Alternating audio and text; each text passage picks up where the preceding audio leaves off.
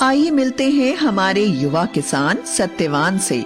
शहर से पढ़कर आया ये नौजवान वैज्ञानिक तरीकों से खेती करता है और भरपूर फसल उगाता है। मिट्टी से सोना उपजाता, सारे जग की भूख मिटाता।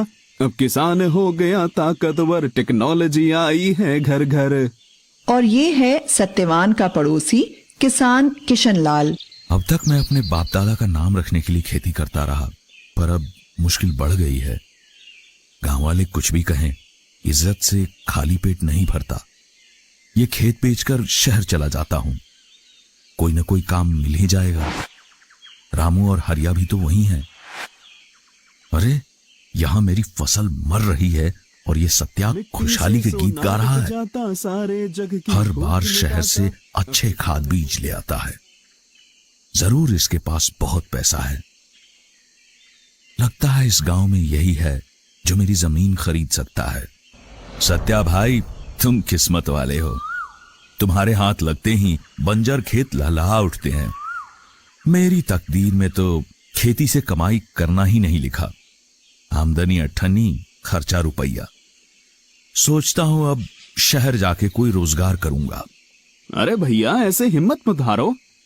अब मैंने फैसला कर लिया है, बस ये पुश्तैनी खेत कोई भला मानुस ले ले। सत्या भाई, क्यों ना तुम ही मेरी चिंता दूर कर देते।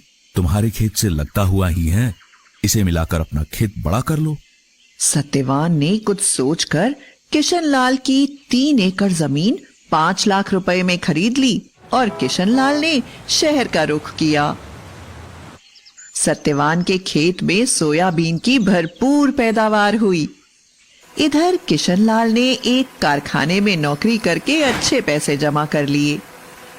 जब वह गांव वापस आया तो देखता है कि उसके खेत का तो काया पलट हो गया। अरे ये तो चमत्कार हो गया। मेरी बंजर जमीन पे इतनी उपज कैसे? किशन लाल ने खेत बेच तो दिया था, पर उससे मोह नहीं छूटा था। फिर उसी खेत को ऐसी फसल उपजाते देख उसका मन बदल गया। फिर रात भर सोचता रहा कि कैसे भी हो सत्यवान से अपना खेत वापस लेगा और जम के खेती करेगा। आओ किशन भैया, सब कुशल मंगल। वैसे तो सब ठीक है, पर शहर की भागम भाग से परेशान हो गया हूं। सोचता हूं गांव ही में रहकर खेती करूं, वह भी तुम्हारे तरीकों से। ठीक सोचते हो भैया, अपनी जमीन से जुड़ के रहने की बात ही कुछ और है। मैं भी इसलिए शहर से लौट आया।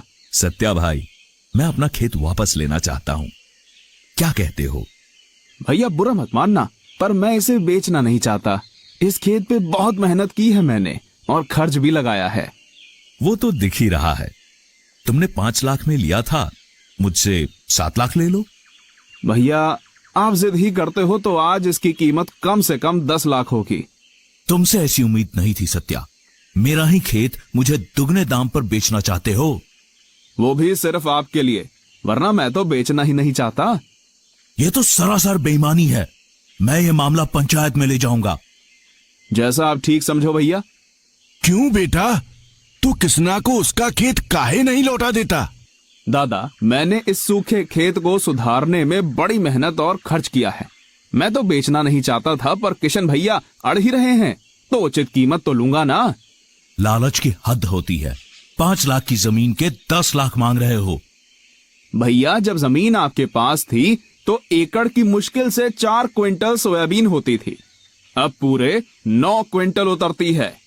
भैया ऐसा भी हो सकता है क्या? क्विंटल ऐसा भी हो सकता है? अरे मुझे तो यकीन ही नहीं होता। हैं? इतनी उपज तो हमने कभी ना देखी ना सुनी। ये तुमने कैसे किया? इसकी मदद से। भाई, तुमने वाकई में कमाल कर दिया। ये खेत तुम ही रखो और दिन दूनी रात चौगनी तरक्की करो। तुमने मुझे एग्री सेंट्रल दे दिया, यही मेरे लिए काफी है। मेरे भाई की जमीन परती पड़ी है, उसकी साझेदारी में खेती करूंगा और तुम्हारी तरह खुशहाल किसान बन जाऊंगा। स्मार्ट किसान भैया। लो जी, इन्होंने तो अपना झगड़ा सलटा लिया और गांव वालों को एक खजाने की चाबी भी दे दी। जब हो अच्छी पैदावार हम कैसे माने हार। आ गया है एग्री सेंट्रल लेके खुशियों की बौछार।